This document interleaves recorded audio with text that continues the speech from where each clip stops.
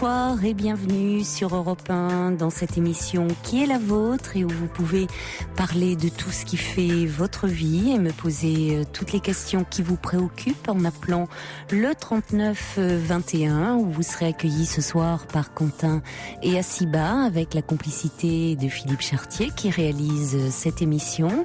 Vous pouvez également nous faire part de toutes vos réflexions, de tous vos commentaires en nous écrivant sur le site europe1.fr ou en nous envoyant vos messages au 7 21 21 en les commençant par le mot nuit. 39 21, je vous attends.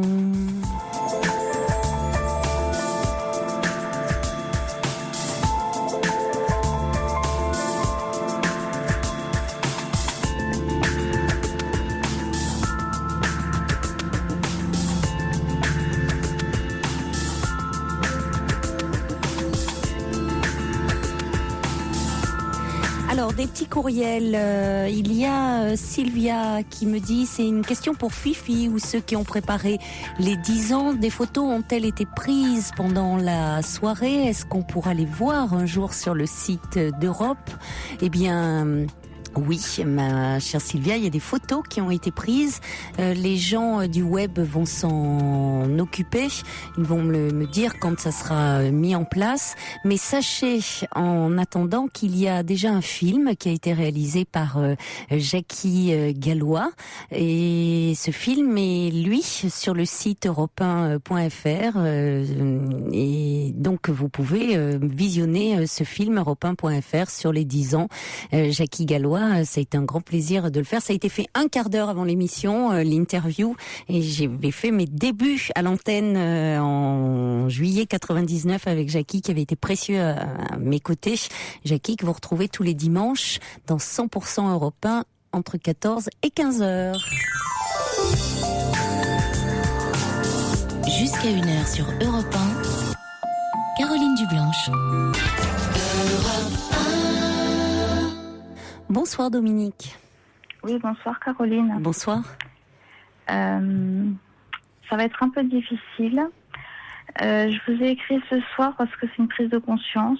Je crois que j'aurais écrit la semaine dernière, et je vous avais écrit la semaine dernière d'ailleurs.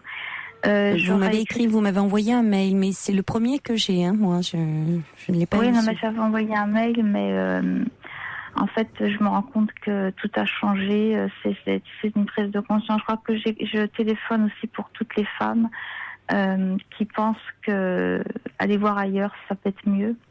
Et en fait, c'est terrible quand on prend conscience. C'est une histoire qui est ancienne. Il y a 10 ans, on a emménagé dans une petite ville et on avait des voisins. Et j'ai sympathisé avec le voisin. Et on est restés amis pendant 4 ans, et puis on s'est fâchés pour une bêtise. Et cet été, enfin au mois de mai, je l'ai recontacté. J'avais son numéro de téléphone et j'ai envoyé SMS pour lui demander si on pouvait se voir pour s'expliquer au sujet de la dispute, alors que je l'ai pas depuis 5 ans. Et il m'a dit OK. Donc il avait déménagé depuis, quitté sa femme et ses filles, et on s'est revus.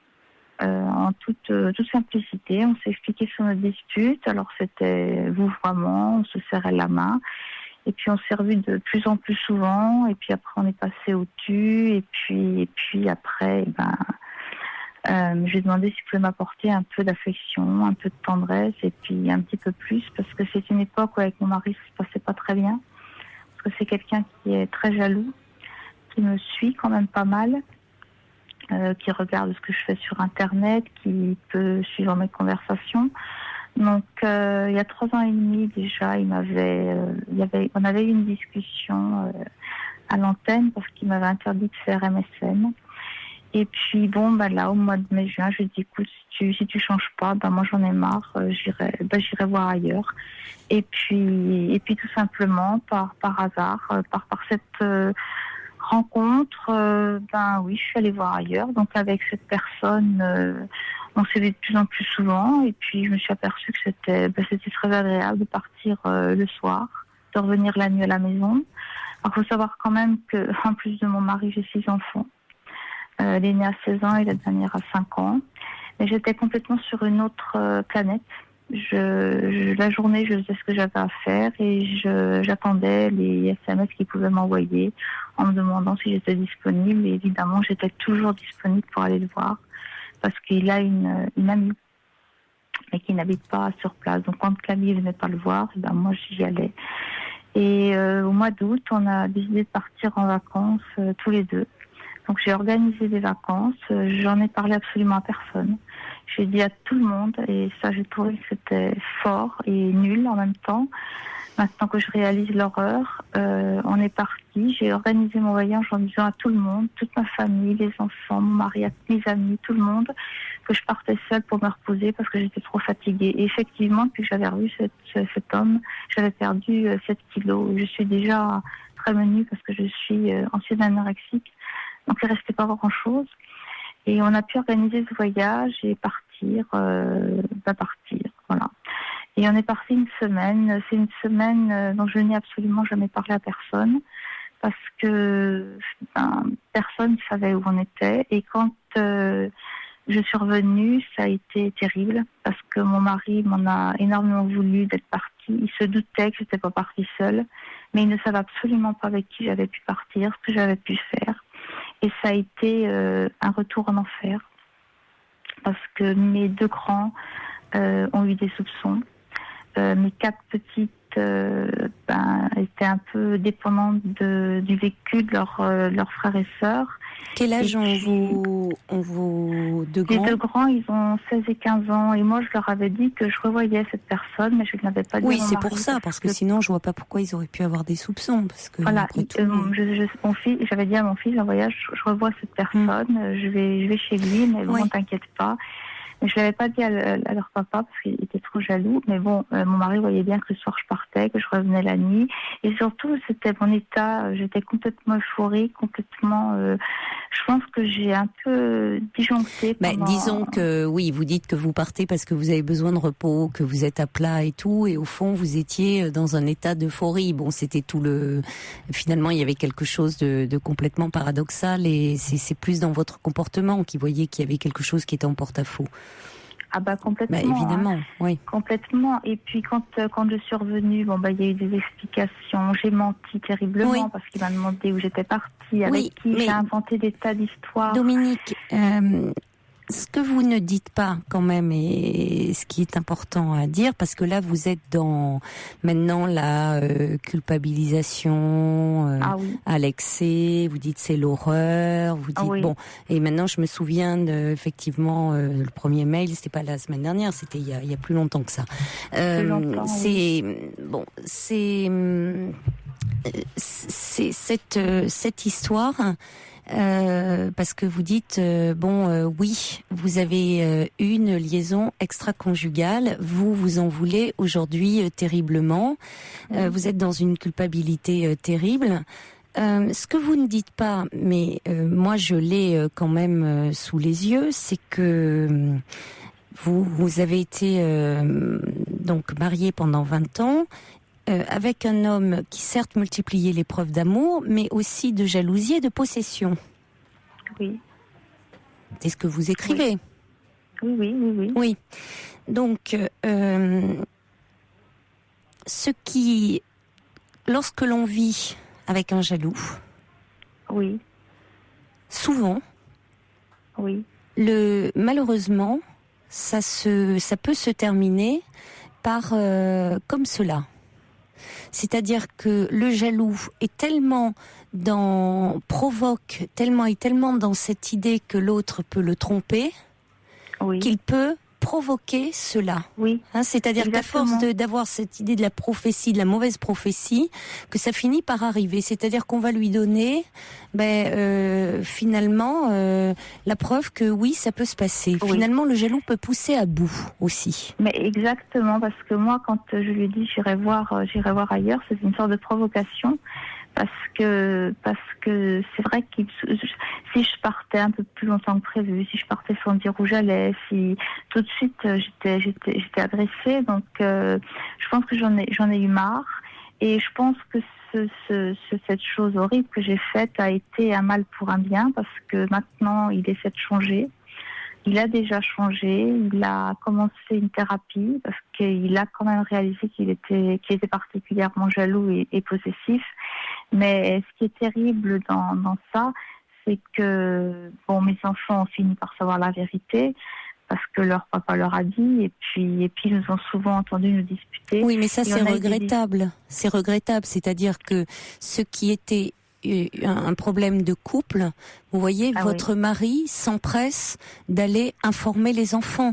Donc là aussi, oui, mais attendez, Dominique, pardonnez-moi, je vous interromps, mais parce que vous êtes, je le vois à travers déjà, je vous ai écouté dans les premières 10 minutes où vous êtes que dans une presque auto-flagellation, je m'adresse aux femmes qui ont commis l'infidélité, je réalise aujourd'hui l'horreur, donc finalement c'est vous qui êtes à la base de toute la destruction du couple, de la famille.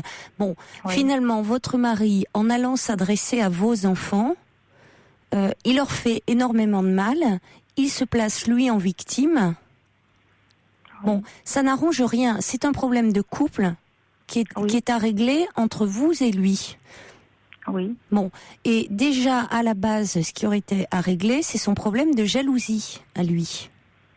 C'est-à-dire que effectivement, certes, vous comblez de preuves d'amour, mais en même temps, derrière, avec une jalousie dévorante excessive et de la possession qui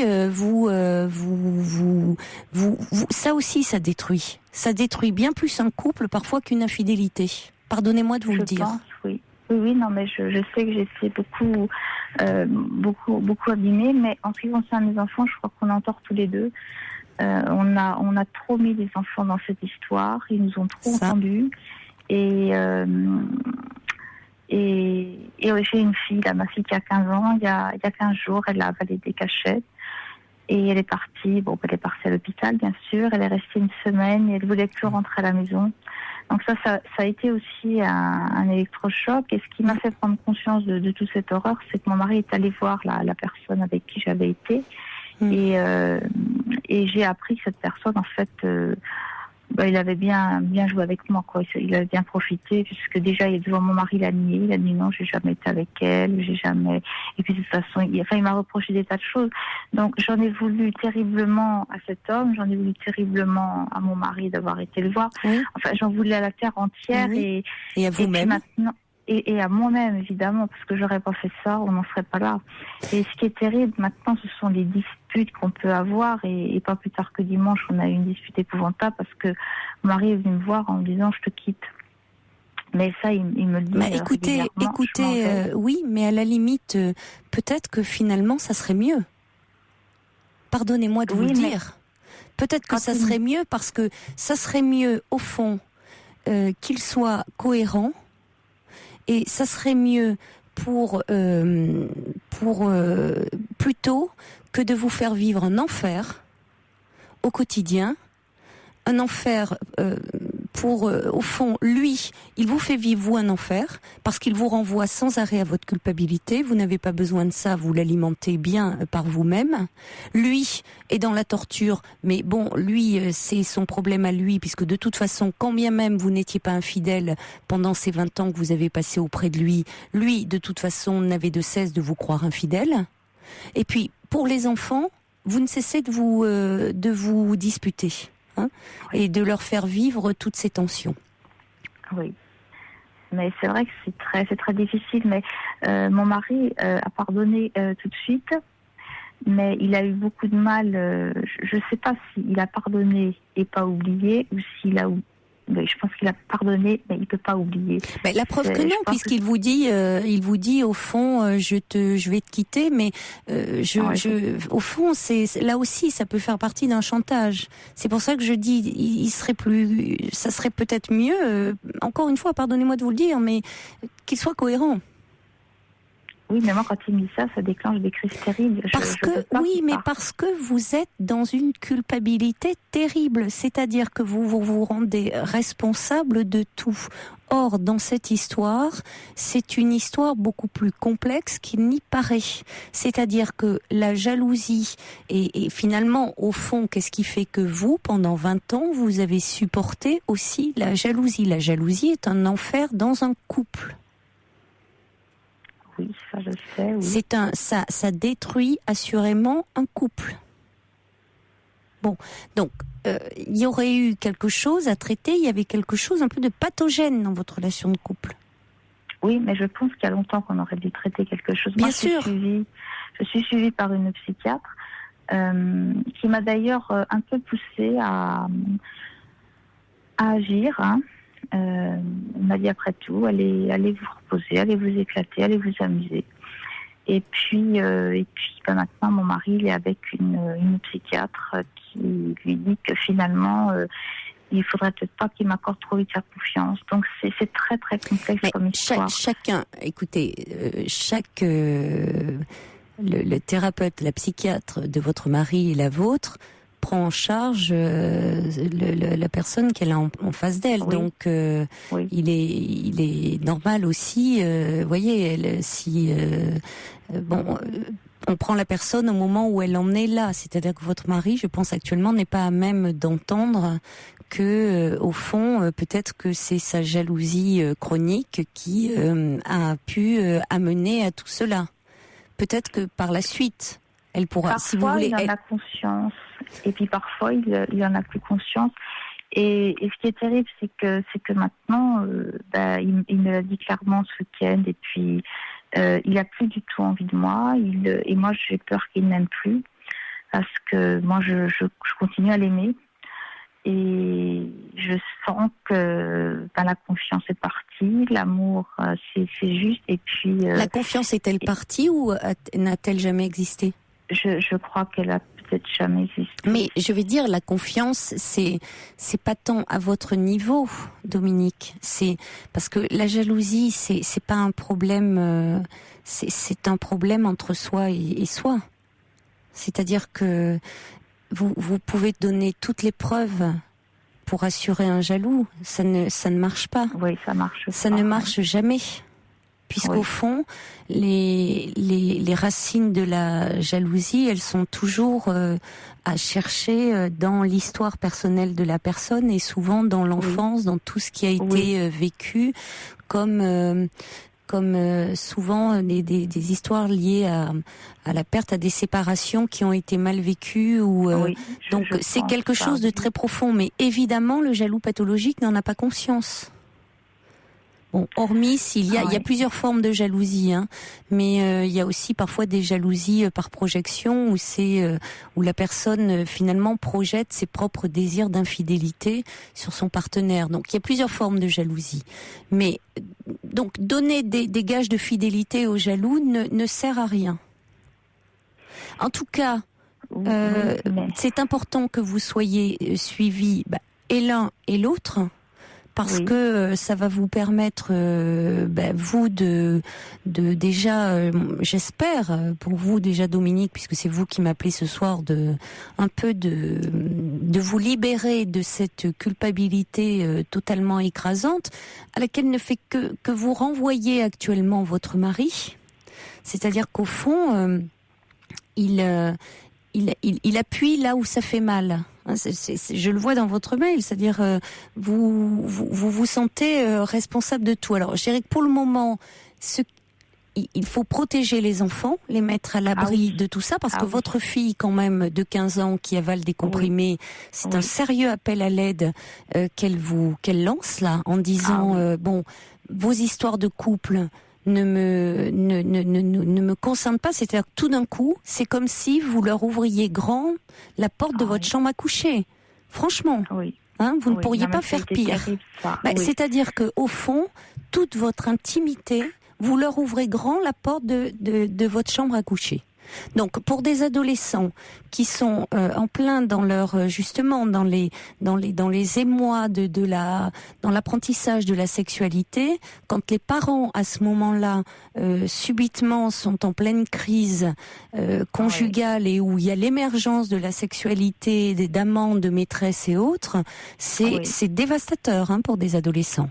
Donc là, vraiment, soyez extrêmement maintenant discret par rapport à vos tensions, à vos difficultés. C'est-à-dire, si vous avez des comptes à régler, vous tenez vos enfants et adolescents complètement à l'écart de tout ça. Oui. Là, je pense qu'on a vraiment été très très négligents, et l'un et l'autre. Et les enfants le payent. Mon fils, il a quelque part, il a de la chance parce qu'il a que 16 ans, mais il est en prépa déjà parce qu'il a 2 ans d'avance. Donc lui, il est en internat dans une grande ville. Oui, donc déjà... il ne rentre que le week-end, et le week-end, il ne reste pas chez nous, il va chez son ami. Donc je pense qu'effectivement, à l'intérieur de la maison, il y a un malaise.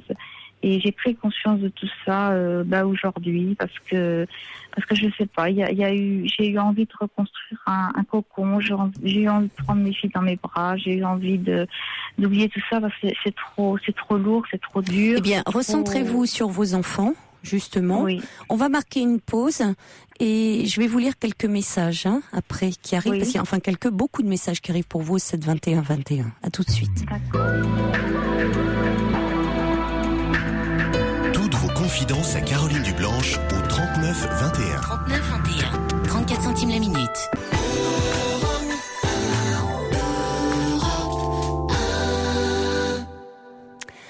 Alors, quand je disais beaucoup de messages qui arrivent pour vous, Dominique, au 7 21 21, ça veut dire que finalement, les difficultés dans le couple liées à la jalousie, c'est malheureusement, ça concerne finalement plus de monde qu'on pourrait le croire, le penser. Poupig dit les jalouses détruisent aussi la santé mentale de leur compagnon. Si Dominique reste avec son mari, elle risque de s'auto-détruire. Attention à elle. Et puis le routier dit après une tromperie, de toute façon, le jaloux ne fera plus jamais confiance. Oui. Pensez aux enfants. Georges, allez mettre un peu d'humour, il dit « Oh, moi je suis pas jaloux, Caroline, non. Mais au fait, c'est qui ce Michel aux yeux bleus qui vous a offert un bouquet le soir des 10 ans ?» Donc c'est juste pour savoir, me dit Georges. Doudou dit « Sa jalousie est une gangrène qui mangera votre couple. » Un message d'un auditeur qui dit « Mon ex-femme était jalouse, totalement possessive. Je ne pouvais plus avoir de vie sociale, ça m'a coupé du monde. Il a été très difficile pour moi de retrouver une vie normale. » Il y a First Lisa qui dit Dominique devait tellement étouffer qu'elle a pris une bouffée d'air frais. Oui, c'est vrai.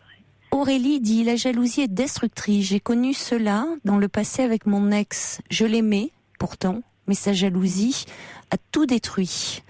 Et puis François dit moi je ne suis pas d'accord. Ce n'est pas parce que son mari est jaloux que cela excuse le fait qu'elle est trompée. Il ne s'agit pas de trouver des excuses, François.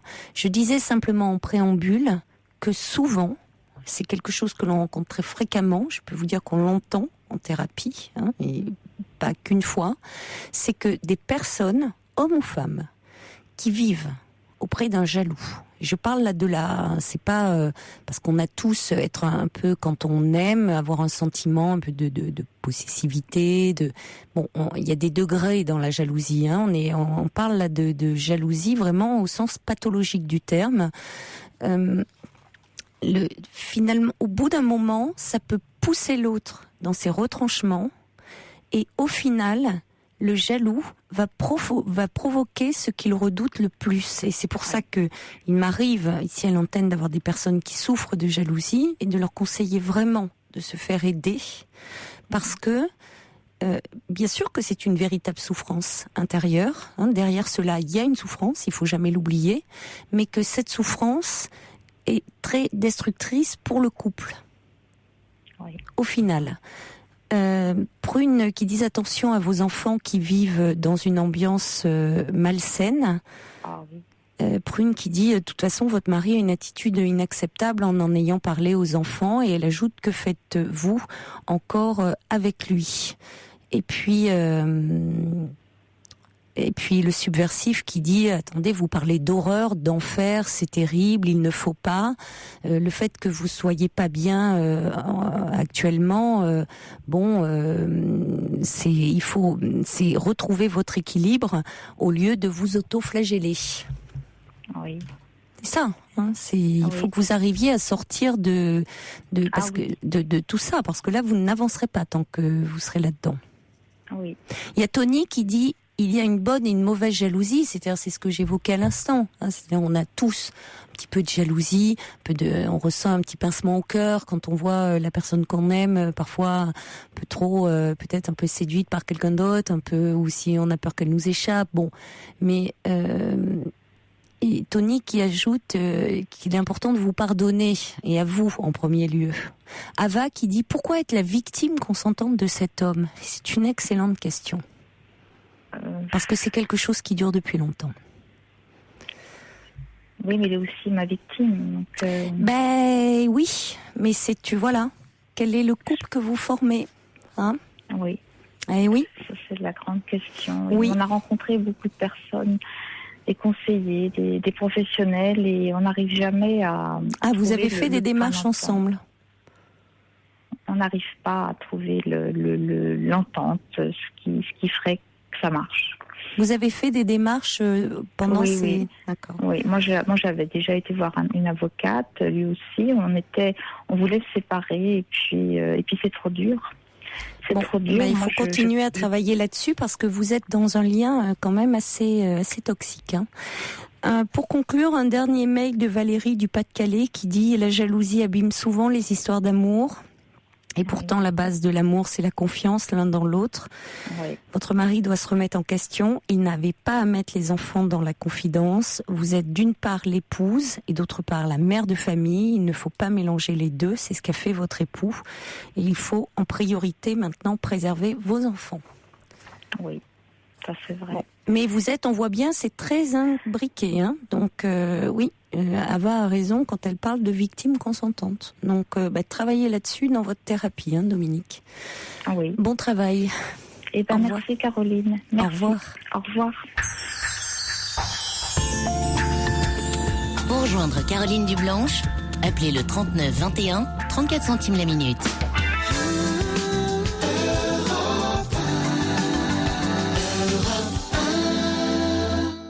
Bonsoir Florence. Bonsoir Caroline. Bonsoir. Je vous souhaite un très joyeux anniversaire avec une semaine de retard. Oui, merci. En plus, je voulais témoigner la semaine dernière, mais bon, ça n'avait pas pu être possible. Donc, puisque vous m'aviez... il y a eu... Oui, je suis désolée. C'est vrai que la soirée a passé très vite. On disait avec Fifi, on aurait pu tenir 1 heure de plus. Facilement. Mais c'est vrai que je correspondais parce que vous m'avez été aussi d'une aide précieuse dans ma vie. Mais bon, ce soir, j'appelle pour un autre sujet.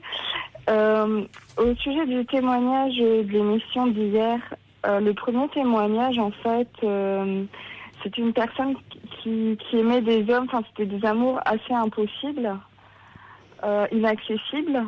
Oui. Et je me suis reconnue. Alors, j'ai rien à voir avec son histoire évidemment, mais à un moment vous avez dit la phrase suivante qu'en fait ça vient souvent d'un manque d'estime de soi quand on cherche à aimer quelqu'un qui n'est pas disponible. Et cette phrase a résonné en fait. Je me suis vraiment interrogée dessus. Pourquoi ça a résonné en quoi ça? Qu'est-ce qui... Parce que j'avais jamais vu le lien de cause à effet, ce lien-ci en fait. Parce que je me suis déjà posé pas mal de questions et puis j'en ai déjà parlé. Pourquoi voilà, je répète toujours la même chose, je suis toujours attirée, par des hommes où ça peut pas se passer, soit parce qu'ils sont mariés, soit parce que autre et tout. Et là, vous avez prononcé le mot que ça pouvait venir d'un manque d'estime de soi. Et là, je me suis dit, oula, c'est peut-être une piste que j'aurais à explorer. Parce que Alors, vraiment, parfois, si vous voulez, je dis comme ça quelque chose, mais ça correspond à ce que j'entends à ce moment-là de ce que me dit la personne d'elle. Vous voyez, extraite comme ça hors contexte. C'est toujours, si vous voulez, c'est toujours compliqué. Ce qui est important, c'est que ça ait résonné en vous. Et c'est pour ça que je vous demande à quoi ça fait écho, finalement, en vous, ce manque d'estime de vous-même. En fait, oui, évidemment, c'était par rapport au témoignage. Enfin, je me suis dit que, effectivement, peut-être ce que vous aviez aussi parlé d'une difficulté à trouver sa place. Et ça aussi, ça a résonné en moi. Et donc, je me suis dit, ah oui, effectivement, peut-être... Oui, parce que cette jeune femme se sentait encombrante. Voilà. Bon, évidemment, on a tous une histoire différente. Hein. Ah ben, je crois complètement. qu'elle venait d'une famille nombreuse. Moi, c'est pas du tout mon cas. Donc, mais en tout cas, ça m'a vraiment interrogée. Je me suis dit, ça serait peut-être ça la cause, vous voyez ? Vous voyez ce que je veux dire ? C'était une piste vraiment que je n'avais jamais... Non, ce que je disais hier, c'est que parfois dans des histoires d'amour comme cela, mais je m'adressais à cette jeune femme en particulier, il y avait quelque chose de se mettre dans une situation où on sait qu'au fond ça va être une mission impossible, donc c'est presque un défi qu'on se lance de se faire aimer de quelqu'un dont on sait au fond inconsciemment que c'est peine perdue presque. Mais si cela arrivait, qu'est-ce que ça redorerait l'image peut-être un peu abîmée qu'on a de nous-mêmes. On place la barre très haut finalement. Ou alors dans les cas d'hommes mariés, c'est un peu différent. Parce que là, c'est d'autres choses qui sont en jeu. C'est quand même dans le fait, quand on est avec un homme marié, il y a une autre femme qui est là. C'est-à-dire qu'on est trois dans l'histoire. Donc il y a la relation avec l'homme marié, mais on ne peut pas oublier qu'il y a une autre femme. Ouais. On ne peut pas totalement en faire abstraction. Donc qu'est-ce que ça joue ? C'est-à-dire qu'au fond, même si, évidemment, la relation, elle n'a lieu qu'avec l'homme, il y a derrière tout ça un couple. Et au fond, l'image du couple, ça renvoie à ce qu'on a vécu enfant, le couple des parents, et donc à quelque chose peut-être d'un peu oedipien qui n'a pas été totalement réglé. Aussi au fait qu'on peut se mettre en position de rivalité vis-à-vis de notre femme et donc par rapport au couple, en rivalité vis-à-vis de sa mère. Ouais, c'est intéressant ce que vous me dites. J'entends bien. Après, on n'a pas vraiment la réponse. Ah mais non, mais on n'a pas la réponse comme ça. C'est vaste et puis après, ce ne sont jamais que des pistes de réflexion. Et seul quand on est comme ça dans des histoires d'amour, comme vous dites, Florence, impossible. Ça vaut la peine de se pencher dessus pour comprendre pourquoi on est toujours dans des histoires d'amour impossibles. Moi, je me suis déjà penchée dessus, alors peut-être pas assez, mais... peut-être pas assez. Quel âge avez-vous ? J'ai 30 ans. Oui.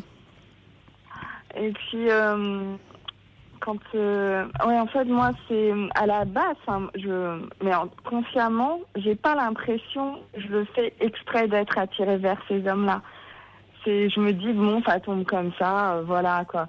Mais vu que ça se répète, après, je suis obligée de me poser la question, inconsciemment, il y a peut-être quelque chose qui se joue, quoi. Parce que, consciemment, évidemment, je préférerais tomber sur des hommes libres et disponibles et que ce soit des sentiments réciproques. Je vais pas faire exprès de me plonger dans des situations qui vont me faire... Non, vous ne le faites pas exprès, mais il y a au fond au départ, quand vous les rencontrez, vous ne savez pas forcément qu'ils sont mariés. Ils ne vous le disent pas forcément. Non, je le sais pas. Tous ne portent pas forcément leur alliance. Parce que, non. Bon, mais peut-être qu'ils vous le disent après assez rapidement. Oui. Et là, pour quelques cas que j'ai en tête, oui, ça s'est passé. Donc là, vous pourriez décider de dire, bon, après tout, je me suis... cette histoire-là n'est pas faite pour moi, parce que après tout, vous pourriez dire, bon, cet homme est marié, mais au fond, moi, je ne souhaite pas, je ne souhaite pas m'engager, je ne souhaite pas construire quelque chose, donc ça ne me dérange pas. Ça peut être aussi un choix. Mais dans ce que j'entends, vous parlez d'amour impossible, donc c'est quelque chose qui ne vous correspond pas. C'est pas. Oui, effectivement. Moi, j'ai envie de construire. Vous avez envie de construire. Donc, construire avec un homme marié, c'est déjà, vous partez sur quelque chose de compliqué. Il y en a qui se séparent de leur femme, et qui... oui, on a des exemples célèbres. Oui, je sais pas, mais bon, même dans des exemples pas célèbres, ça arrive dans la vie de tous les jours. Mais ça peut arriver. Mais enfin, vous partez quand même à la base dans une situation compliquée. Donc certainement qu'inconsciemment, oui, vous allez vers des hommes, parce que vous pourriez dire une fois, deux fois, ça se répète, vous vous dites, bon, allez, c'est bon, là, je passe mon chemin. Ouais. Alors, si vous restez dans la relation, c'est qu'il y a quelque chose qui, au fond, vous attire, vous séduit. Comme dit First Lisa, ça peut être aussi rechercher l'amour qu'on n'a pas eu du père. Ça peut être aussi, même si on a été parfois très aimé, ça peut être aussi l'inverse, avoir été très aimé de son père et prolonger cet amour oedipien du père. Ne pas en être sorti et rester dans une rivalité encore très forte à la mère.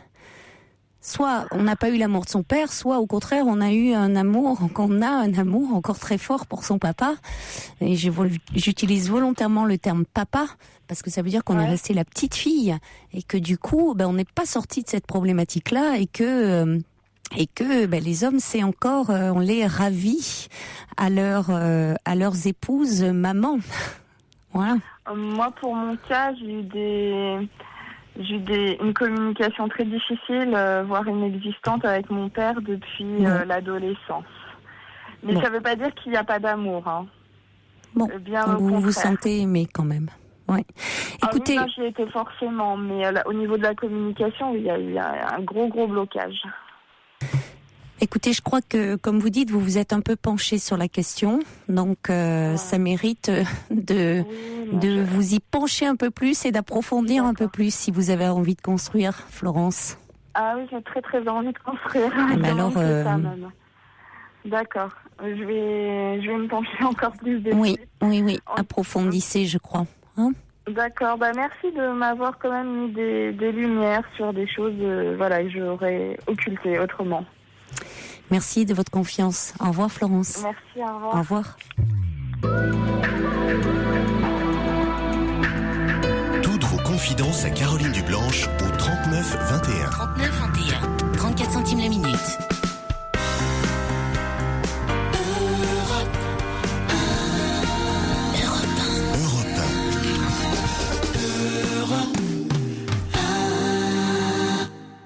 Bonsoir Eliane.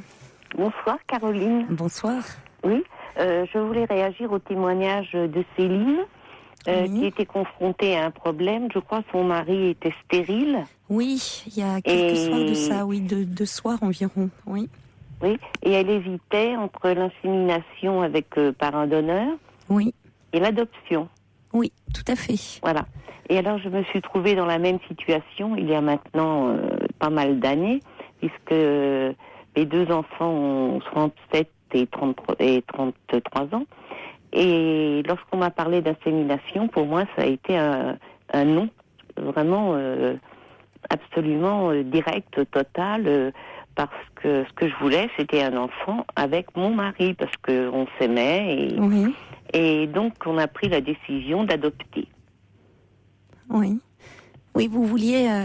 c'est-à-dire l'idée du don de sperme d'un autre homme, ça vous paraissait inconcevable? Oui, parce que c'était pas l'enfant de notre amour, quoi. C'était bon. Et on a décidé d'adopter. Et alors ça s'est passé vraiment d'une façon très bizarre et puis un peu drôle, si vous voulez, parce que je suis allée voir ma maman et elle me dit, mais tu sais, Eliane, moi j'ai accouché à l'hôpital Saint-Vincent-de-Paul à Paris et je sais que il y a des enfants, il y a une pouponnière. Mhm.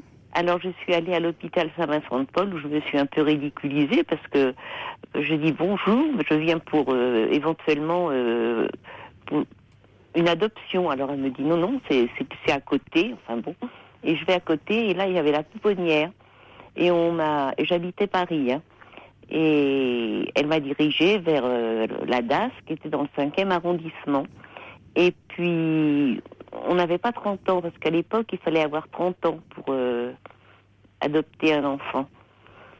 Alors on a attendu d'avoir 30 ans et on a fait notre demande d'adoption et on a eu vraiment une chance inouïe. On n'arrive pas encore à comprendre pourquoi. C'est que 10 mois après notre demande, on a eu une petite fille âgée de 8 mois qui était à la pouponnière de Saint-Vincent-de-Paul. Et Ça a alors, été très rapide, dites-moi. C'est incroyable parce que oui. nous habitions le 17e et il y avait des pharmaciens qui vraiment avaient pignon sur rue et tout, et qui s'étaient adressés au même endroit et qui ont eu l'enfant 4 ou 5 ans après. Oh là là, oui, vous avez eu, oui, c'est incroyable. 8 mois après, c'est même pas le temps d'une grossesse. C'est le temps d'une grossesse. Mais même pas prématurée.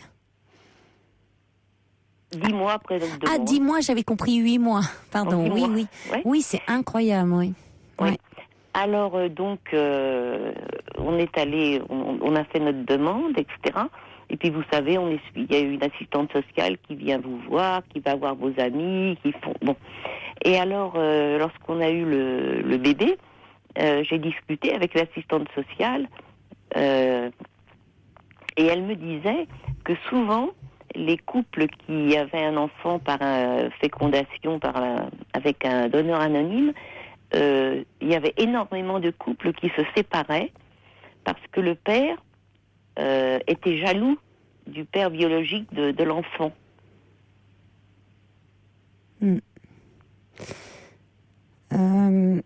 Oui. Énormément. Je l'ai évoqué cette question. C'est-à-dire qu'il y a des hommes qui peuvent mal vivre le fait que ça soit effectivement un donneur anonyme, qui peuvent avoir un peu une sensation d'étrangeté. C'est-à-dire que c'est étranger à eux, et le fait que leur enfant porte au départ un enfant qui n'est pas d'eux, c'est-à-dire l'adoption, effectivement, rend les parents égaux. On était égaux. Hein. Mais en même temps, et c'est abordé, il y a un suivi des parents, et cette question, c'est bien quand c'est abordé au fond par les futurs pères, parce que ça veut dire qu'ils s'autorisent à en parler. Tous ne le ressentent pas, comme cela. Ah oui, parce qu'il y avait eu un témoignage justement ce soir-là d'une dame. Qui avait eu des enfants par un donneur, et c'était le bonheur total et le bonheur complet. Il y a bon, c'est pas...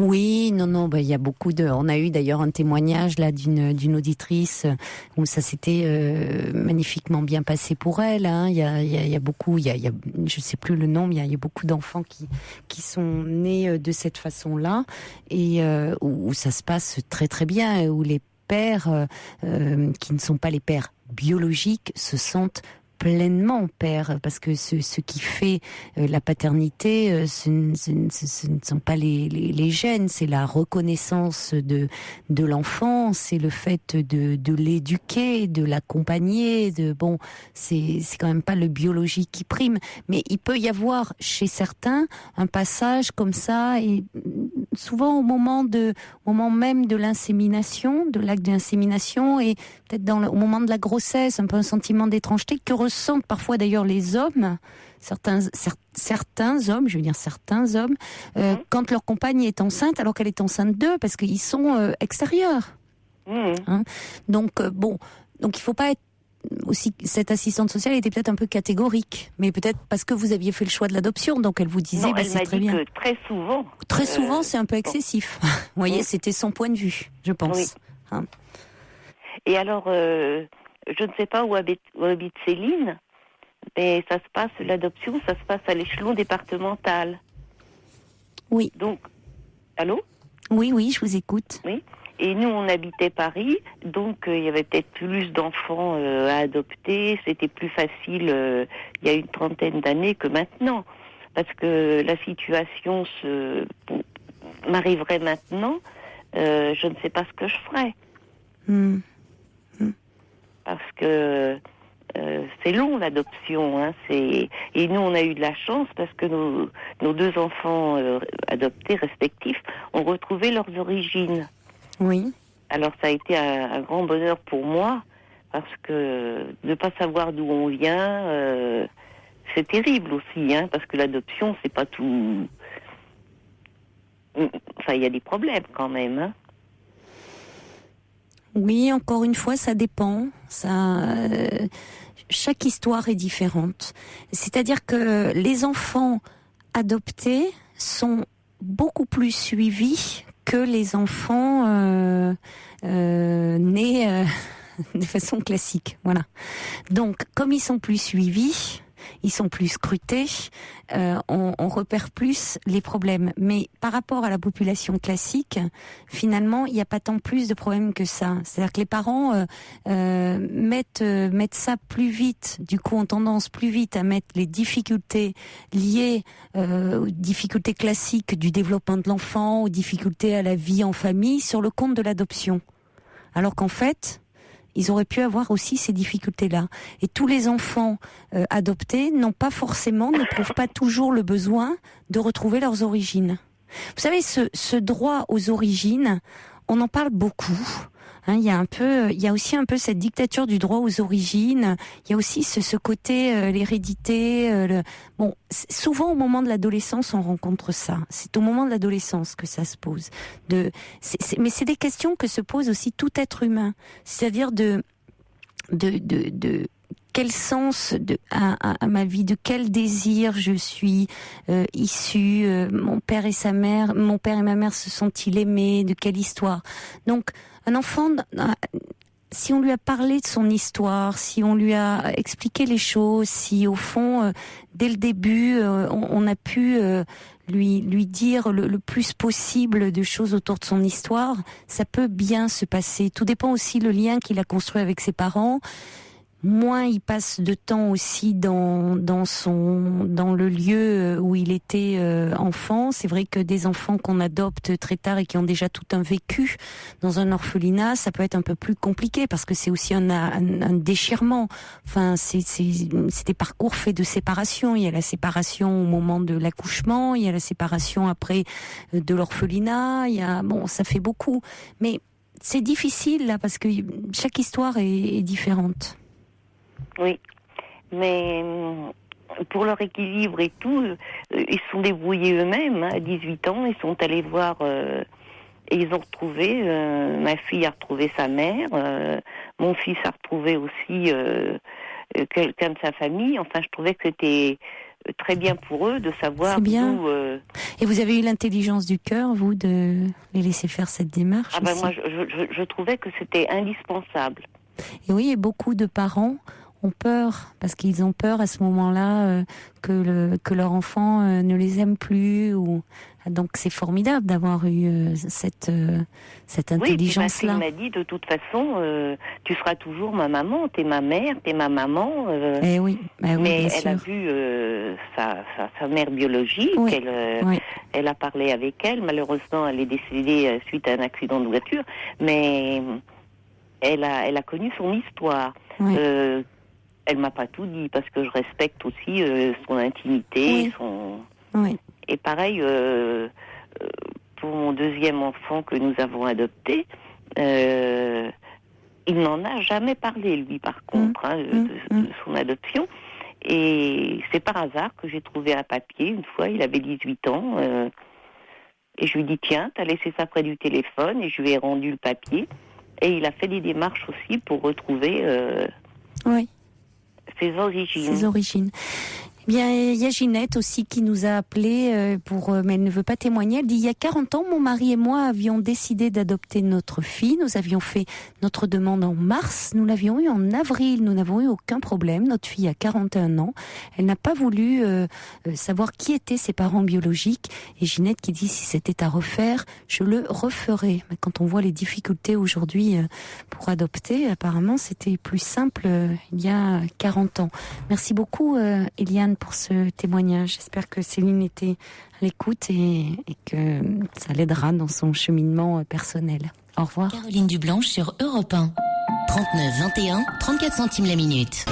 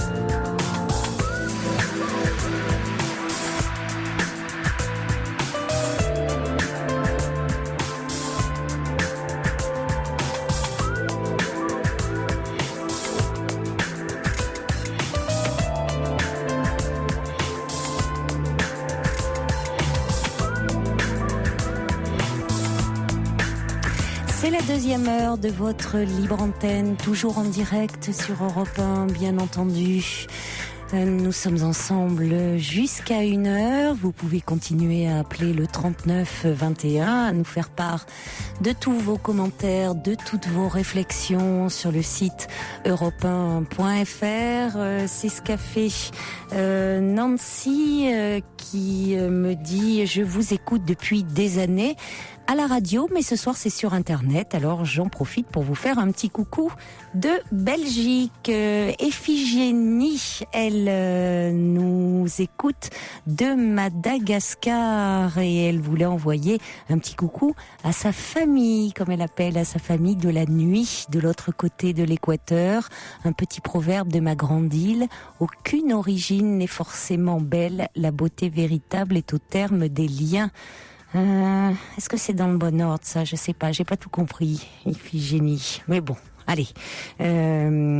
C'est aucune origine n'est forcément belle, la beauté véritable est au terme des liens.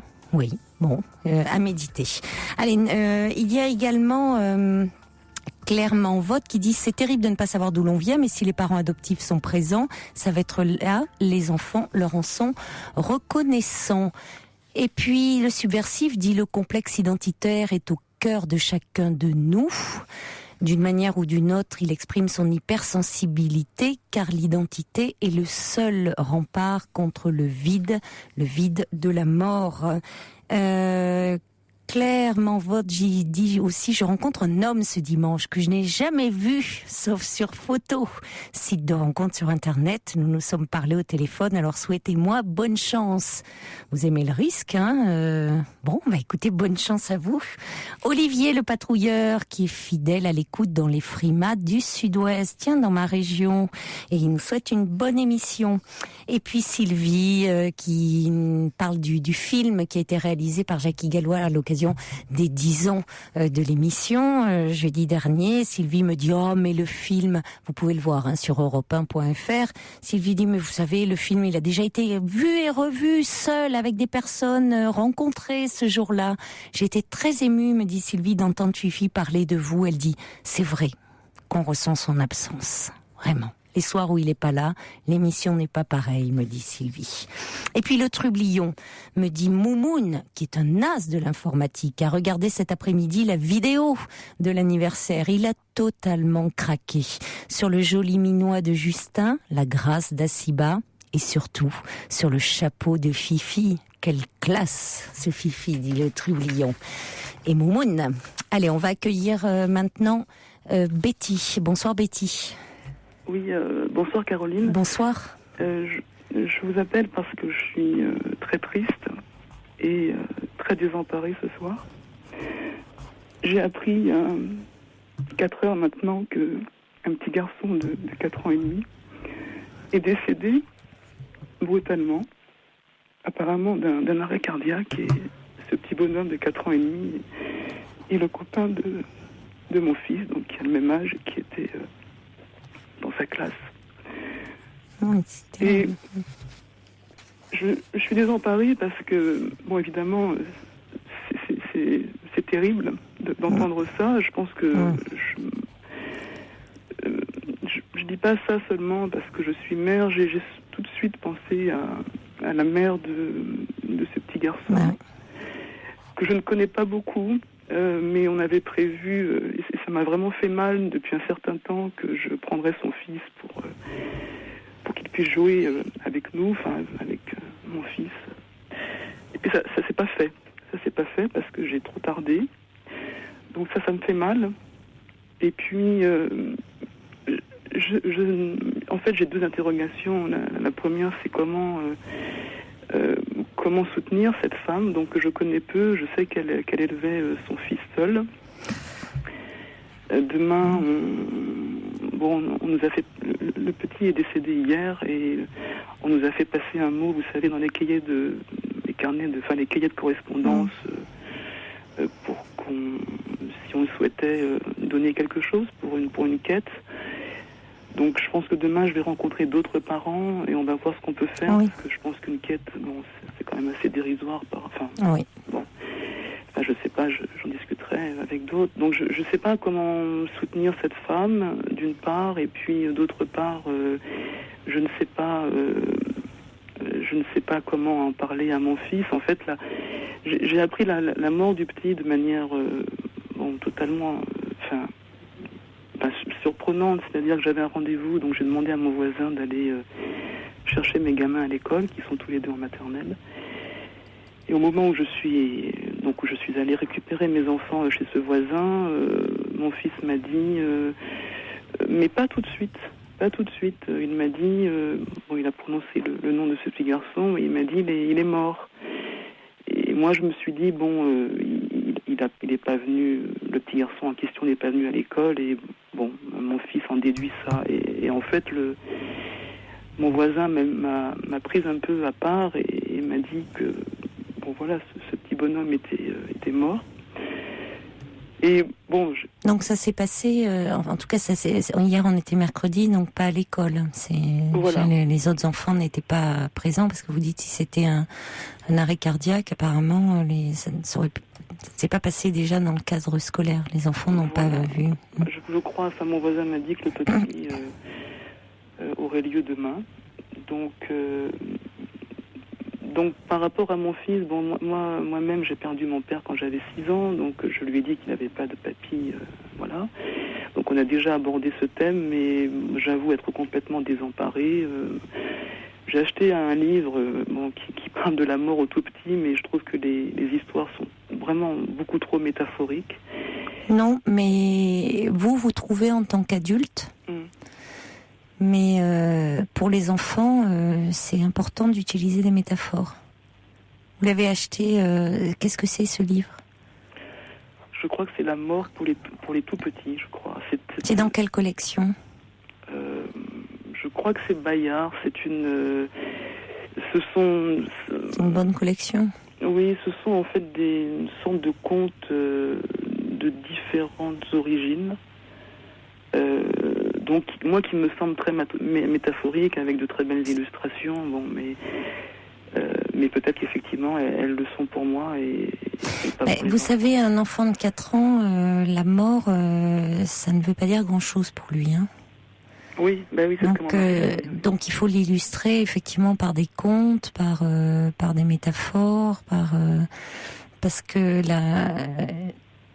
avant 8-10 ans, il peut pas vraiment intégrer la notion de mort. Donc en général,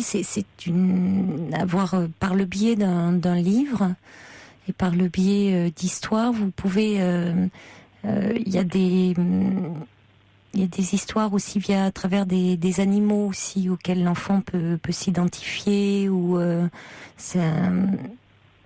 je sais pas si dans la fille de Françoise Dolto, Catherine Dolto-Tolic, a fait une collection aussi. Je sais pas si elle a pas évoqué ce sujet dans. Ça serait à regarder peut-être ce thème. Je sais qu'elle a évoqué la maladie, mais la mort peut-être. Vous voyez, donc de façon où ça puisse être. Les choses sont dites, mais en même temps sont dites de façon à ce qu'elles puissent être entendues et comprises par un enfant. Mais le fait qu'ils disent ce petit garçon est mort et les histoires que je pourrais lui raconter, est-ce que vraiment le lien peut se faire? Et s'il me demande ce que devient ça, c'était à 4 ans, les liens entre enfants, en tous les cas, avec notre fils, les liens entre ces petits garçons étaient forts parce qu'il me parlait beaucoup de ce petit garçon, mais c'est vrai que il aimait beaucoup ce petit garçon. Oui, il aimait beaucoup. Je crois que c'était un de ses copains les plus proches. Et ils aimaient chahuter. En plus, ce petit garçon était d'une vivacité. Il avait un sourire magnifique. Mais c'est vrai qu'on n'avait pas eu l'occasion de les réunir, comme je disais tout à l'heure, pour vraiment. Mais ça, vous n'y pouvez rien. Non, c'est pas. C'est sûr, mais enfin, c'est vrai que ça a mis le doigt sur des choses qu'on remet tout le temps, et bon, voilà. Mais est-ce qu'il peut faire ce lien entre parce qu'il quel lien? Le lien donc entre, parce qu'il m'a dit ce petit garçon est mort, visiblement ça ne voulait rien dire pour lui, ou si ça veut dire quelque chose, j'ai du mal à savoir quoi. Mais il va me poser des questions sur certainement. Oui, attendez ces questions. Oui.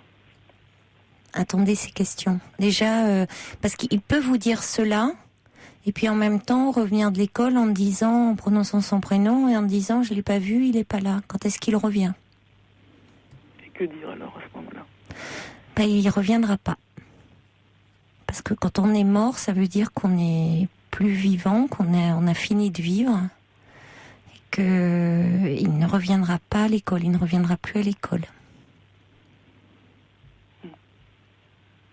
Donc, et ça, c'est là où un enfant à cet âge-là peut à la fois vous dire oui, donc ça peut sous-entendre comme s'il avait compris, et puis en même temps, quelques jours plus tard, ou quelques semaines après, ou quelques mois après, il peut vous dire quand est-ce qu'on va le voir, ou vous voyez, donc le caractère définitif de la mort, il ne peut pas l'intégrer.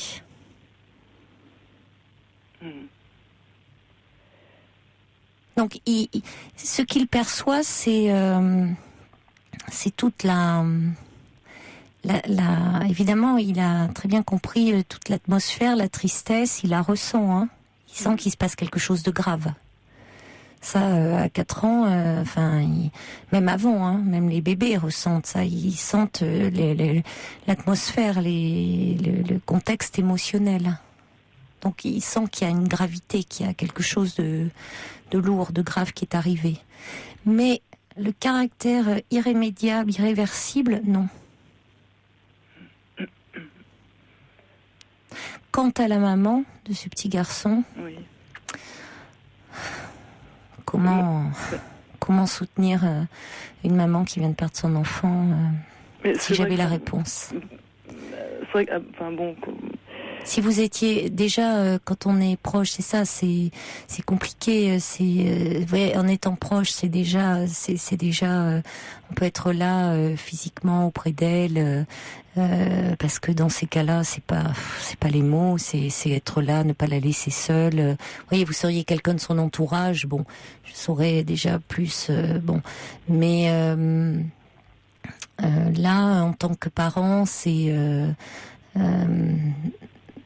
ça va être par les mots que vous pouvez lui peut-être quand même lui adresser. Ça peut être des petits mots.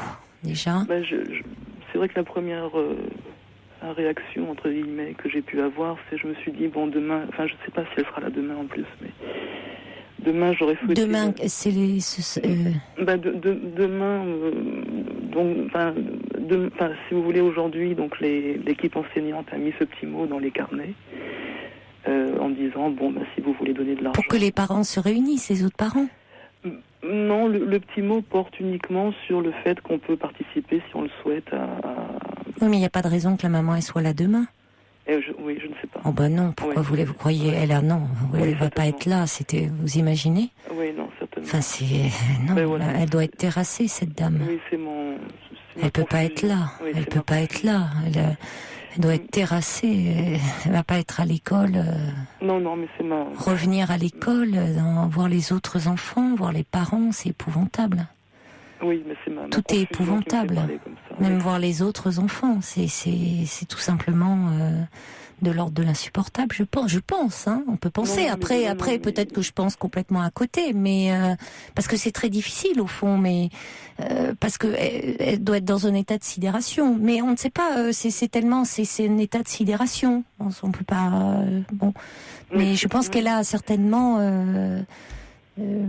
J'espère, en plus vous me dites qu'elle élève seule, donc j'espère pour elle qu'elle a de sa famille auprès d'elle, des amis, enfin qu'elle n'est pas seule là actuellement.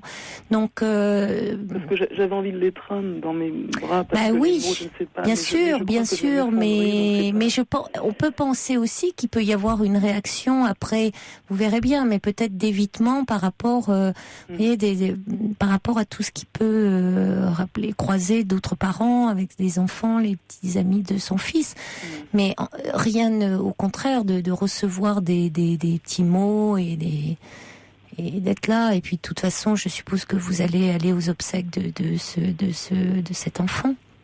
Mais j'espère, parce qu'on doit partir bientôt en vacances. Enfin, on doit partir là, dans ces jours-ci, mais j'espère, on part dimanche, j'espère que je vais pouvoir, que les obsèques auront lieu avant. Mais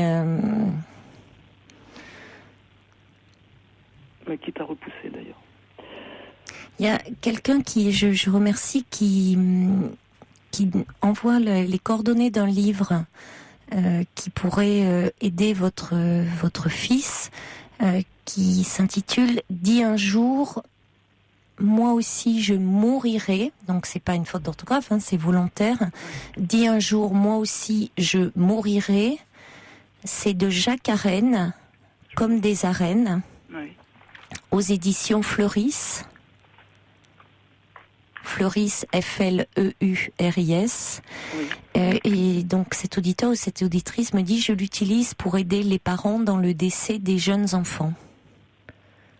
Apparemment, c'est quelqu'un qui travaille auprès d'enfants et...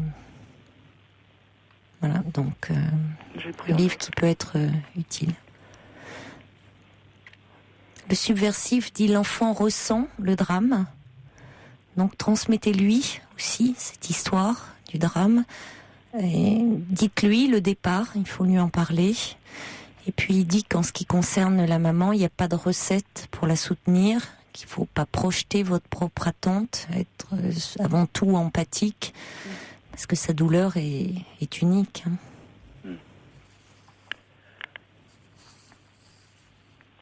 C'est la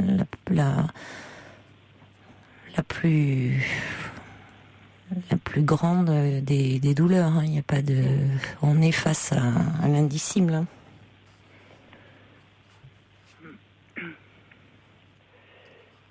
Je sais qu'elle elle était proche Elle est proche d'une autre maman que je pense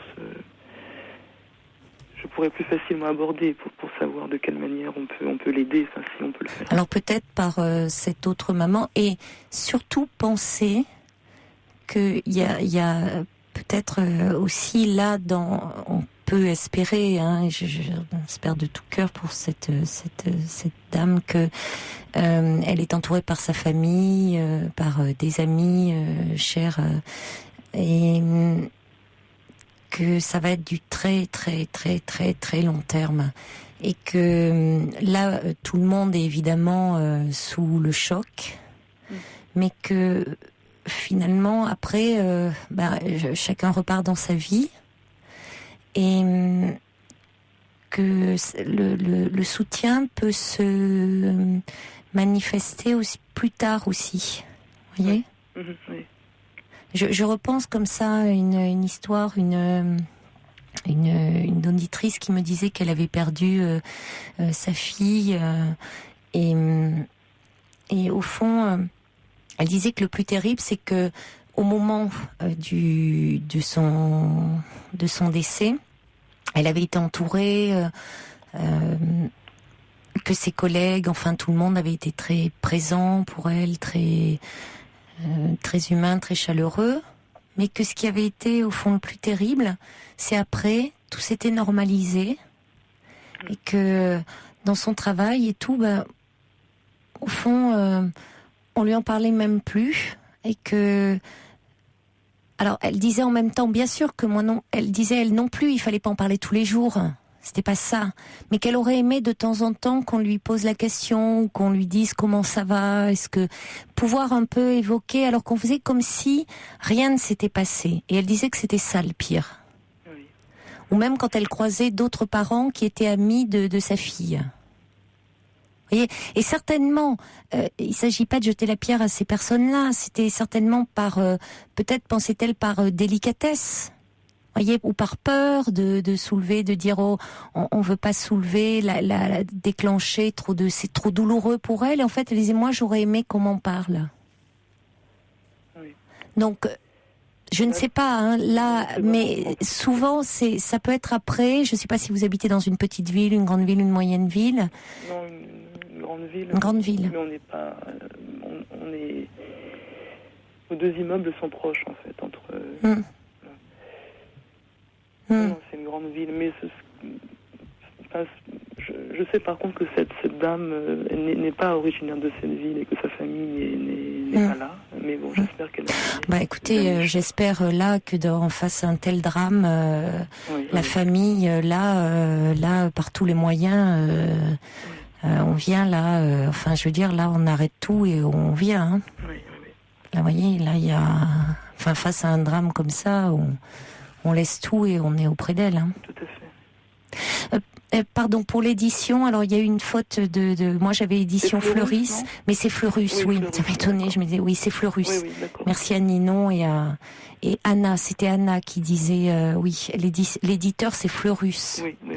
Voilà, donc dis un jour, moi aussi je mourirai, de Jacques Arène aux éditions Fleurus. Oui, j'ai bien noté. Voilà. Il y a Cathy qui dit « Mon grand-père est mort, j'avais 4 ans, persuadé qu'il était parti avec des oiseaux. » Et oui, mais dans l'imaginaire de l'enfant, c'est ça, l'enfant, donc vous parliez de métaphore. Bon, alors à la fois, il faut pouvoir lui dire les choses, puis après, bon, on peut l'illustrer par des histoires, mais quand même que les choses soient dites. Hein, c'est-à-dire le mot mort prononcé, le mot bon. Après, ça peut être illustré par, effectivement, des histoires adaptées à la compréhension de l'enfant à cet âge-là. Et puis il y a Brigitte qui dit c'est très important d'aider, d'être présent, tout en reconnaissant en même temps son impuissance face à un désespoir absolu. Et puis Guy qui dit quelle tristesse à si peu de Noël, hein, de perdre son enfant de 4 ans. On pense évidemment à cette maman. De toute façon, c'est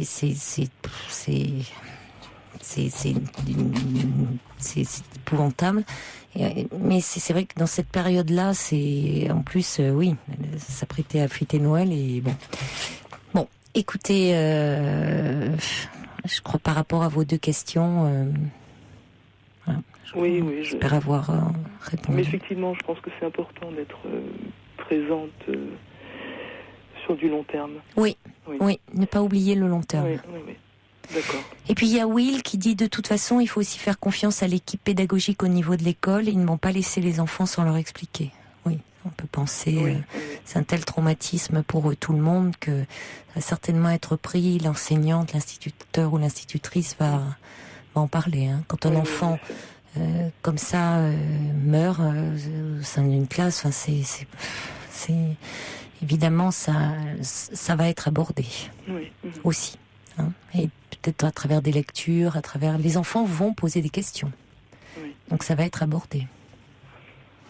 D'accord. Mais écoutez, je vous remercie beaucoup. Je vous en prie, Betty. Merci. Au revoir. 39 21, 34 centimes la minute. Annabelle nous écrit, suite au témoignage de Betty, nous écrit pour dire: j'ai vécu cette douleur incommensurable il y a 2 ans. Il m'était impossible de croiser aucun petit copain de mon enfant et encore moins les mamans. Il m'a fallu attendre quelques mois. Cette période de Noël rend cette épreuve encore plus incompréhensible, dit Annabelle.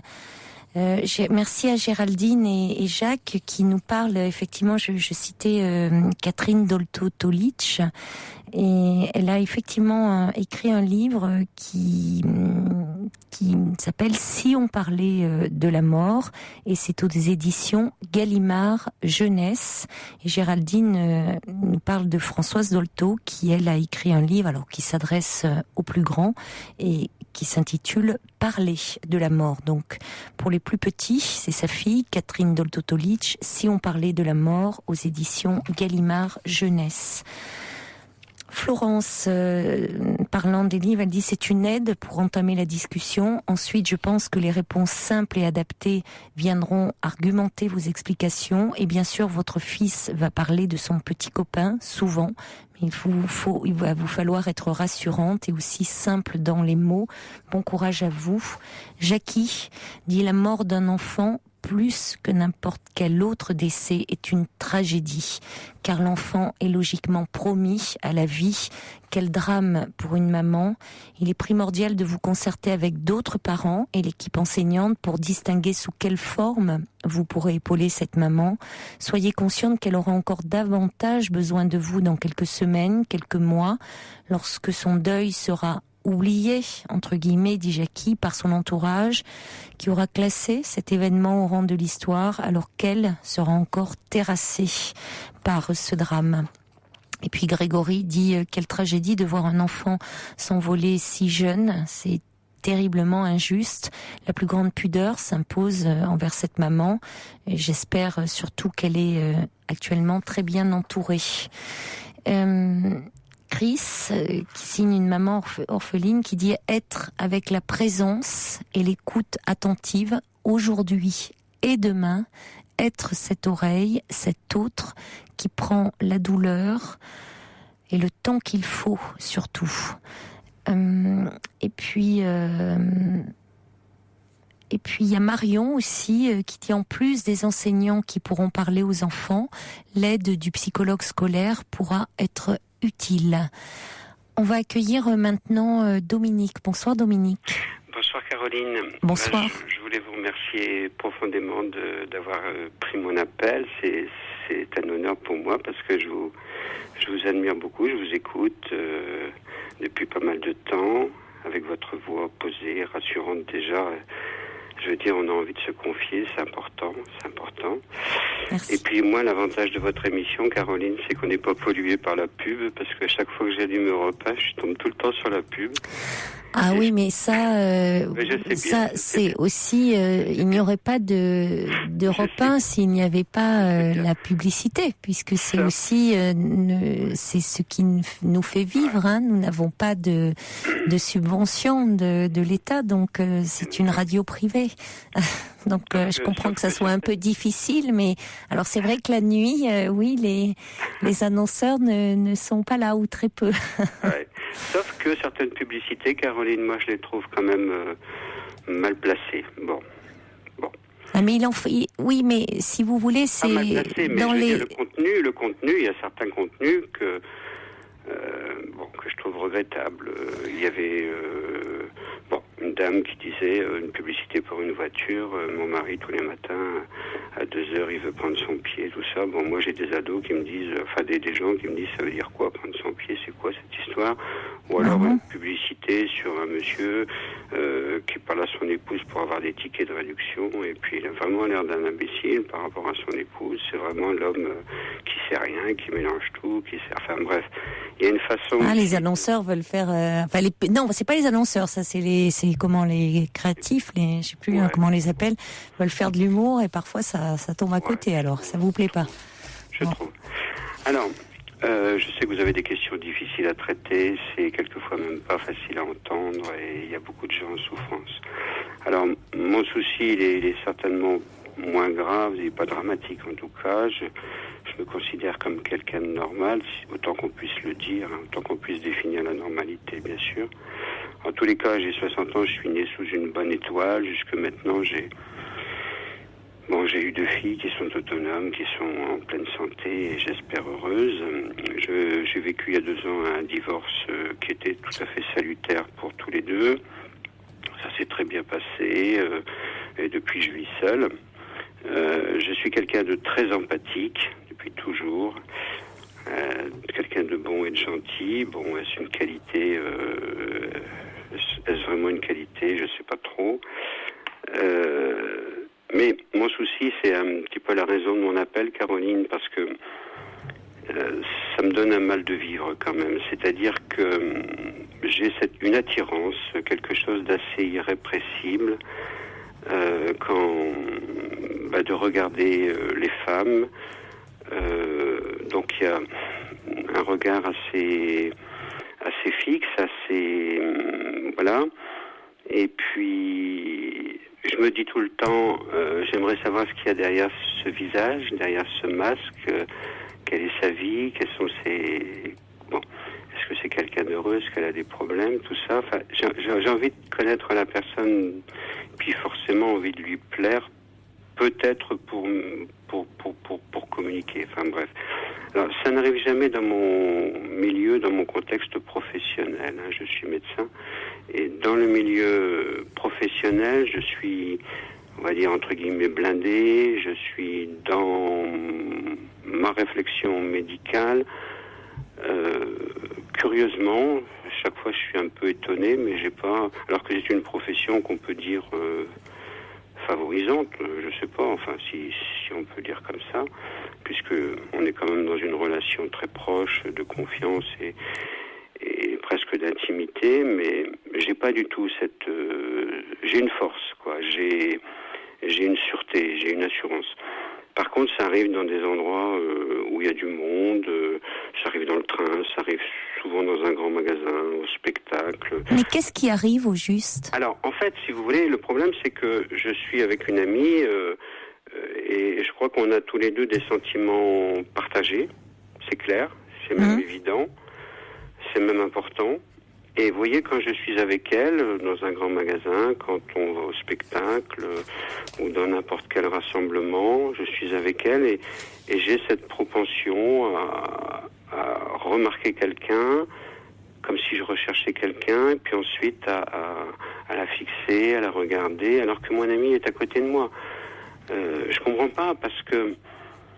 Enfin, je me dis, mais pourquoi normalement, je suppose que tous les hommes qui sont vraiment amoureux ne regardent pas les autres femmes, ne cherchent pas à savoir. Moi, j'ai l'impression, Caroline, que je suis avec cette amie, je suis heureux avec elle, elle est heureuse avec moi, on est content d'être ensemble et de vivre un moment au spectacle, par exemple. Et ça m'empêche pas, si vous voulez, de... Oui, en même temps, vous avez besoin d'attirer l'attention, de chercher à attirer l'attention, ce qui doit être, je sais comment le vit votre amie. Ben, elle le remarque, forcément, elle finit par le remarquer, donc non, elle le vit bien, mais elle me dit, bon, t'as tendance à regarder les gens. Oui, enfin, les femmes en plus. Non, pas forcément. Mais elle me dit, bon, j'ai remarqué... Vous parlez des femmes. Ouais, moi je parle que des femmes. Oui, donc elle a bien dû remarquer, elle n'est pas idiote. Oui, elle l'a remarqué, mais elle l'a pas du tout mal pris. Elle le prend pas mal, tant mieux, tant mieux pour vous. Et de toute façon, j'ai essayé de m'expliquer en disant, bah oui, les gens m'intéressent. Vous avez besoin de séduire, au fond. Vous aimeriez bien séduire. Et vous avez envie de séduire, vous avez besoin de vous rassurer. Probablement. Ou alors je me dis, je suis avec elle, mais j'ai l'impression de passer à côté de quelque chose, parce que l'autre est peut-être mieux. C'est ridicule, hein. C'est ridicule parce que je ne la connais pas. Alors, si vous voulez, c'est culpabilisant pour moi, parce que je me dis, c'est pas normal ton comportement. Pourquoi tu as regardé cette femme? Souvent d'ailleurs, si mon amie est brune, souvent c'est les blondes. Oui. Je veux dire, j'ai l'impression que je cherche quelque chose qui est impossible à atteindre. C'est clair, de toute façon c'est impossible à atteindre. Et je me dis, c'est quoi aimer finalement? Parce que aimer mon amie, je l'aime, elle m'aime, je l'aime. Ça fait longtemps que vous êtes avec elle? 3 ans. Oui. Alors, je l'aime, elle m'aime, et pourtant je recherche quelque chose d'autre. Je me dis, je sais pas, j'ai des amis qui sont mariés, j'ai l'impression qu'ils n'ont pas ce problème-là, et c'est moi qui suis pas normal. Parce que... Oh non, ça n'a rien à voir avec le fait d'être normal ou pas, ça. Qu'est-ce que c'est souvent finalement le problème de l'insatisfaction d'être en quête de rechercher quelque chose d'autre. Ça, c'est aussi une façon d'alimenter son désir. Oui, c'est vrai. C'est vrai. Mais le besoin de plaire, j'ai besoin de plaire qu'à mon ami, j'ai pas besoin de plaire. Mais non. À d'autres personnes. Vous avez aussi besoin de... Non, vous n'avez pas besoin de plaire. Il y a quelque chose d'un besoin de plaire plus vaste. Et derrière ce besoin de plaire, un besoin certainement aussi de vous rassurer. Et puis au fond, est-ce que ça va plus loin? C'est-à-dire au fond, est-ce que c'est simplement essayer de capter l'attention de l'autre? Est-ce que ou est-ce que vous allez jusqu'à avoir des liaisons en parallèle? Non, pas du tout. Non, certainement pas. Mais par contre, aller plus loin que de capter, oui. C'est-à-dire, si elle me regarde et si elle me faisait un sourire ou si on se parle, à ce moment-là, effectivement, je me sens mal à l'aise, quoi. Ah, ça vous met mal à l'aise? Ah oui, carrément, oui. Ben oui, parce que je me dis... Vous vous sentez honteux? Ah oui, complètement, oui. N'assumez pas bien vos désirs. Vous avez un surmoi trop puissant. Ce que je voudrais dire, c'est est-ce que c'est normal ou pas, quoi? Oui, bien sûr, ça n'a rien de... Enfin, je veux dire, on n'est pas dans... C'est pas grave, docteur, hein. C'est pas... Vous me dites que vous êtes médecin dans le cadre de votre métier, vous faites bien la part des choses. C'est-à-dire que là, vous êtes protégé par votre statut et au fond, les femmes, même si vous avez des femmes, là, ce sont des patientes et vous portez un regard de clinicien sur elles. Mais dès que vous êtes sorti de votre cabinet, vous êtes un homme et là, vous regardez des femmes. Et au fond, votre désir vous porte sur ces femmes qui, au fond, pour vous, vous les convoitez, mais elles restent inaccessibles. Et au fond, vous faites en sorte qu'elles restent inaccessibles parce que vous cherchez à attirer leur regard, à attirer leur attention. Et lorsque ça marche, si vous croisez un regard, s'il y a un échange de sourires, là où le trouble s'installe et passe la culpabilité, alors qu'au fond, vous n'avez rien fait.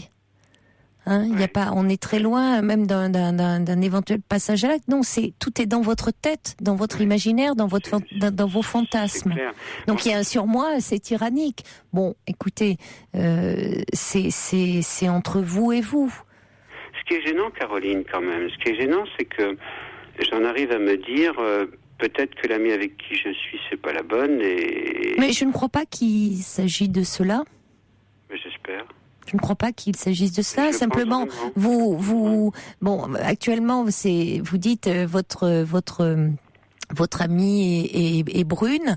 Bon, votre regard se porte plus sur des blondes parce qu'effectivement, on désire souvent ce que l'on n'a pas. C'est quelque chose, au contraire, de très partagé. Donc, pourquoi croyez-vous que les femmes changent autant de couleur de cheveux?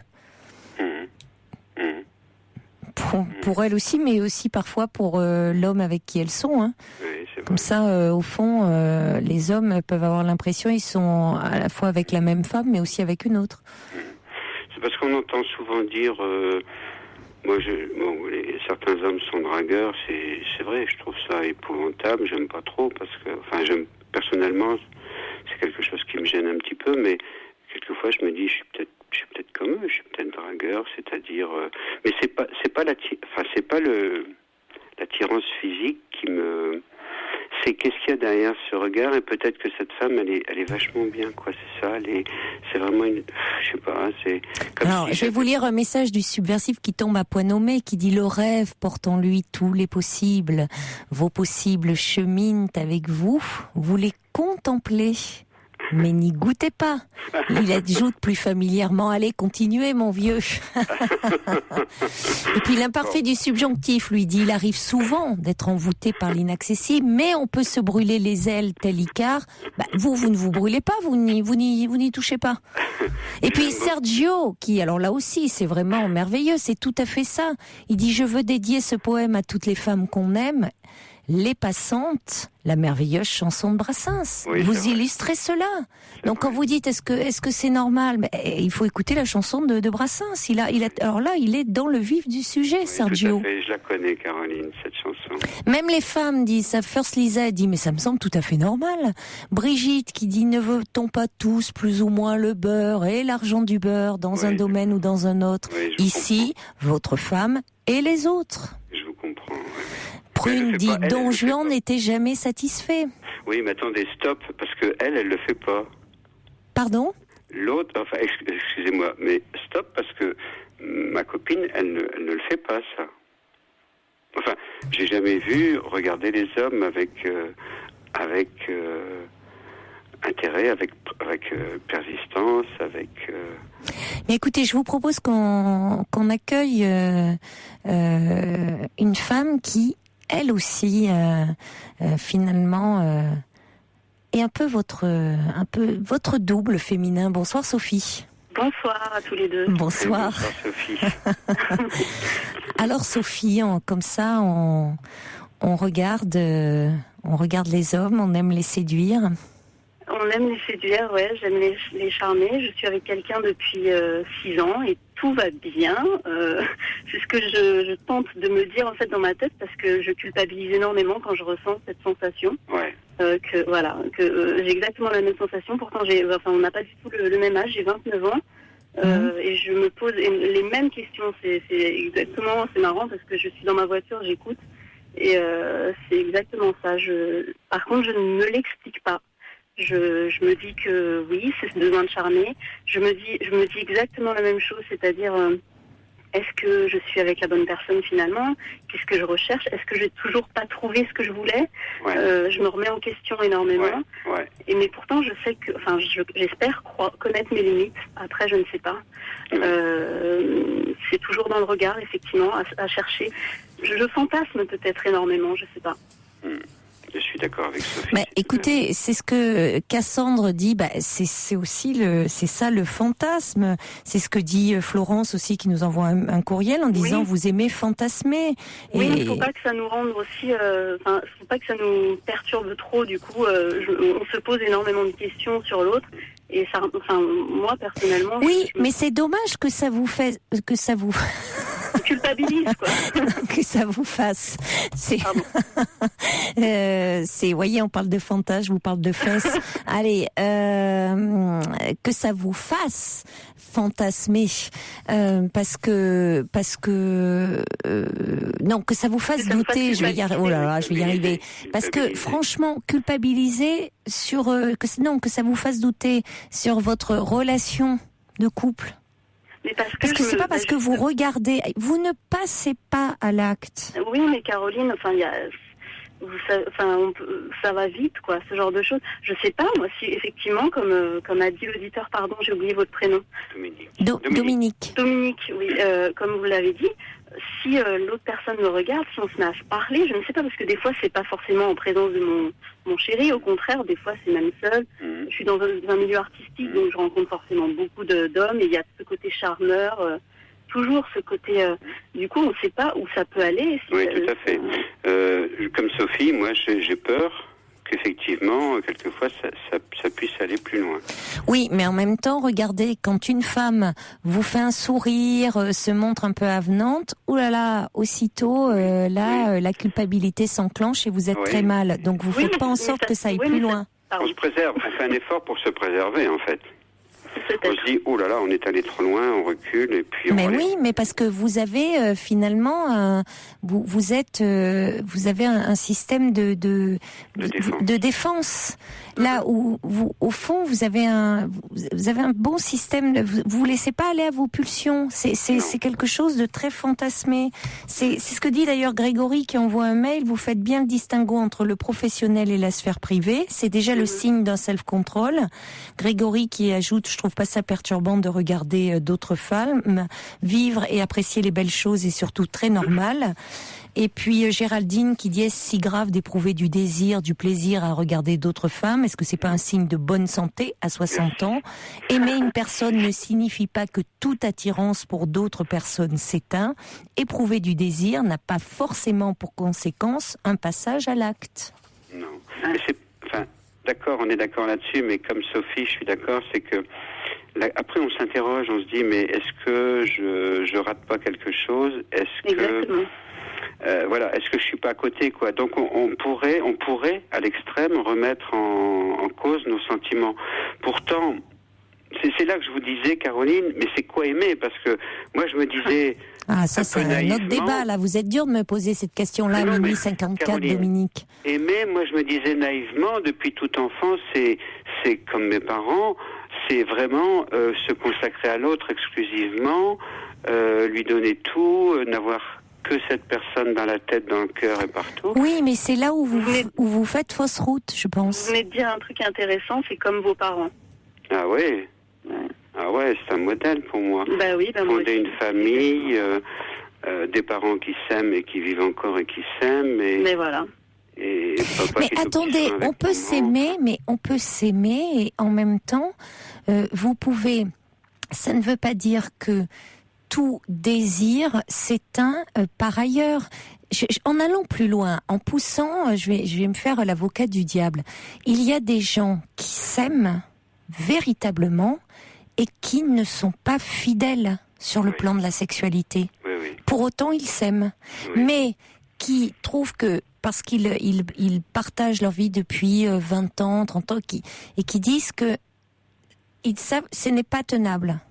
Donc, ils savent que sur le plan des sentiments, ils ont envie d'être ensemble, il y a une complicité, mais qu'ils auront des attirances, des désirs pour d'autres, et donc qu'ils les vivront sans forcément en parler ensemble, sans se faire souffrir, mais qu'il n'y aura pas cette fidélité-là, mais qu'il y aura la fidélité du cœur. Vous voyez, donc en poussant plus loin. Ça, donc c'est quelque chose que je peux pas imaginer. Ah non, mais ça, mais attendez, oui. Je ne dis pas par rapport à vous. Je prends cet exemple-là. Oui, donc quand vous avez cet idéal, cet absolu finalement, de dire quand on aime, au fond, on est là complètement comme, vous savez, les chevaux à qui on met des œillères, qui ne voient plus rien. Oui. Comme si on devait être sourd et aveugle qu'à l'être aimé. Oui, bien sûr. C'est un peu aliénant, non? Ça, je le comprends, Caroline. Comme dit Corinne, on a le droit de regarder le menu sans le consommer. Au fond. En tout cas, merci à tous ceux qui ont réagi, ça me fait plaisir. Et puis, je voulais vraiment vous renouveler toute mon admiration. Et puis, j'ai mis en pratique, Caroline, il y a 2 jours ou 3 jours, un conseil que vous aviez donné et qui me paraît très judicieux. C'est à propos d'un enfant qui vient de perdre son papa, qui a 11 ans, à propos du petit cérémonial que vous aviez évoqué avec une bougie, avec la maman, etc. Oui. Faire un petit rappel, parce qu'ils ne sont pas croyants. On a du mal pense avec... à Nathalie, oui, qui... Ouais, c'était bien, parce que j'ai eu la maman le lendemain, elle m'a dit, écoutez, on va... j'ai dit renouveler, mais elle me dit, ça nous a fait du bien tous les deux. Et merci Caroline, c'est une idée qui vient de vous et qui m'est venue à l'esprit, parce que dans ces situations-là, on est perdu. Il y a Prune qui dit penser au poème de Verlaine aussi. Très joli poème. Je pleure dans mon cœur comme il pleut sur la vie. Non, c'est celui sur... je sais plus lequel, le titre me revient pas, mais il y a un très joli poème autour de ça. Bon, en tout cas, il faudrait pas que vous vous rencontriez avec Sophie, parce qu'on sait jamais. Là, peut-être que du coup, le désir serait trop fort. Mais là, c'était juste sur les ondes d'Europe 1, alors tout va bien. Je vous embrasse. Au revoir. Je souhaite à Sophie de prendre conseil auprès de vous. Merci Caroline. Merci. Au revoir. Bonne soirée. Je vous souhaite une très belle nuit. Faites de jolis rêves et soyez prudents si vous êtes sur la route. écoute. Message de Dalton qui dit, et voilà, on bloque les poids lourds à Saint-Étienne. Bon courage à vous.